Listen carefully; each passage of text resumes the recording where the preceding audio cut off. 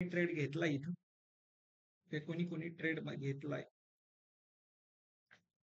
परत एकदा तिथं लेवल टॅप झाली आहे. एक 25 पिप्सचा एसएल आहे फक्त शॉर्ट मध्ये. त्यानंतर आपण 25 पिप्स जर कॅप्चर झाल्यानंतर आपण पूर्णपणे रिस्क फ्री करणार आहे. ठीक आहे, ओके झाले ते. पण वेट, ओके लगेच काय आपण हे नको करायला, कारण थोडेसे पॉइंट्स कॅप्चर होतील, कारण एकदम स्ट्रॉंग लेवल आहे. येस, थोडस खाली एक नंबर. किती पिप्स आहे? ज्यांना इथं हाफ क्वांटिटी बुक करायची त्यांनी हाफ क्वांटिटी इथं बुक करा.